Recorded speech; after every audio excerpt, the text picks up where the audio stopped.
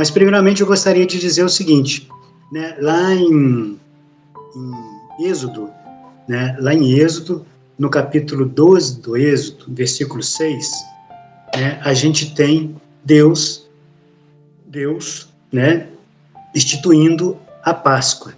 Na realidade, nós temos ali, né, a instituição, né, Deus falando para Moisés, né, para aqueles que ainda não sabem, ou para a gente recordar, né, nós temos ali o Êxodo, livro do Êxodo, que vai contar a história da, digamos, libertação do povo hebreu, do povo israelita, das garras lá do Egito.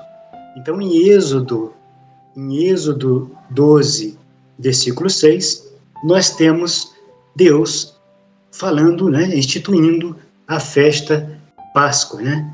Na realidade, falando isso para Moisés. Então, nós temos lá, e eu gostaria de focar num ponto muito importante, num ponto que eu achei que merece ser destacado aqui para a nossa conversa de hoje, que é Deus falando do Cordeiro imolado.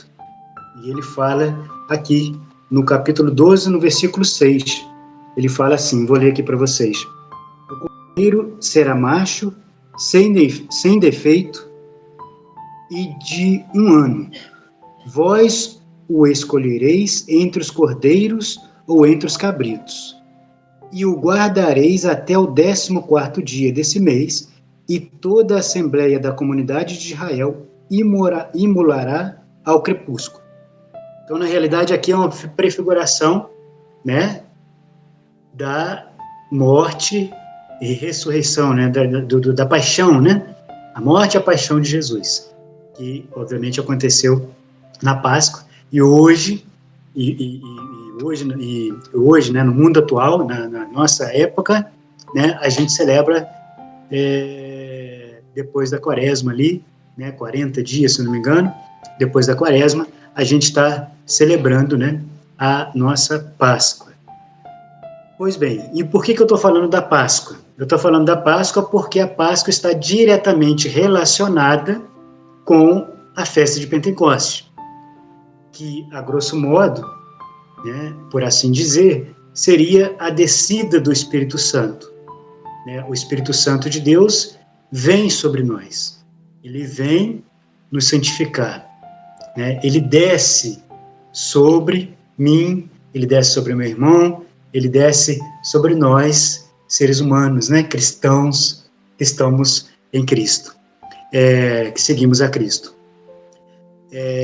A igreja também vai dizer que existe também, não em sua totalidade, mas esse Espírito Santo também pode ser encontrado nos nossos outros irmãos, né? Não em sua plenitude, mas podem ser encontrados também, né, em outros irmãos separados da Santa Igreja Católica Apostólica Romana. Só vou fazer esse parêntese, né? Mas, pois bem, então vem a festa de Pentecostes. O que tem a ver a festa de Pentecostes com a Páscoa? Porque Pentecostes, que é a descida do Espírito Santo, ocorre exatamente 50 dias depois da Páscoa. Então nós temos uma relação ligada, né, uma relação direta com a Páscoa. E é interessante, eu não vou ler para vocês, mas é interessante que a palavra de Deus, uma das palavras, acho que lá que Jesus pronunciou na sua morte, ainda pregado na cruz, né, uma das palavras, uma das finais, né, ele disse: Pai, em tua mão entrego o meu espírito.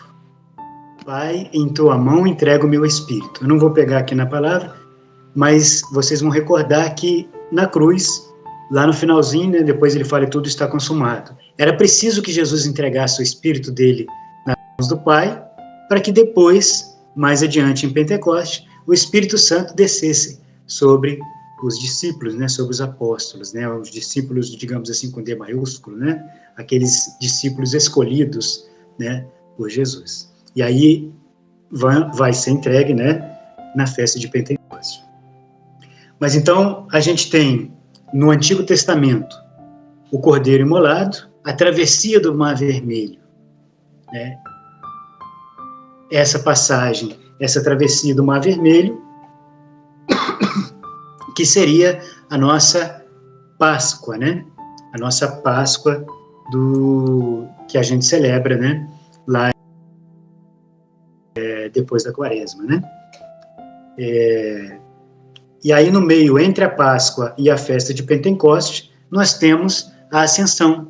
Foi preciso que Jesus se ascendesse, né? Se ele fosse ao céu, voltasse, né? Retornasse ao céu, para que nós recebêssemos o Espírito Santo. E aí, nessa festa, né, da Ascensão, vamos dizer, não seria festa, mas nesse episódio da Ascensão de Jesus, né, a gente viu isso no domingo passado. E aí lá em Atos, capítulo 1, versículo 8, tem, dizendo que ele seria ascendido, né, ele voltaria para o Pai, mas nós receberíamos uma força, né? A gente receberia uma força, e aí Jesus fala até, inclusive, para os discípulos continuarem unidos, continuarem ali em oração, porque ele seria, né, ia ser recebido essa força, e essa força é o Espírito Santo. Lá em Atos dos Apóstolos a gente consegue, né, visualizar esse episódio. Atos dos Apóstolos, capítulo 1, versículo 8.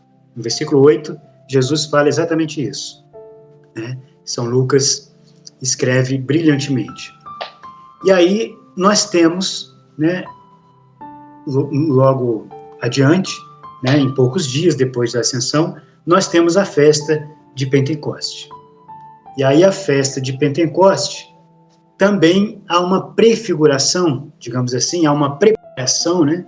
Deus, ele preparou, né, o povo israelita, o povo hebreu, lá também no Êxodo. Eu gostaria também de falar, né, de mostrar para vocês ali no Êxodo. O primeiro, digamos assim, uma faísca, né, digamos assim, que nós vamos ter ele de Pentecostes. Lá em Êxodo, Moisés sobe, né, vai para o Monte Sinai, e ali no Monte Sinai ele tem um encontro com Deus. E Deus passa, inclusive, a aliança, né, através, né, vamos dizer assim, materializada, digamos assim, nas tábuas de Moisés, né, na lei, no Decálogo.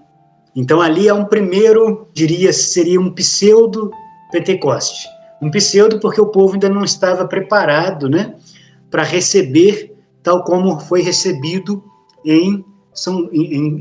na citação de São Lucas, lá em Atos dos Apóstolos, né? Então seria um início ali, né? Um pseudo-Pentecostes ali.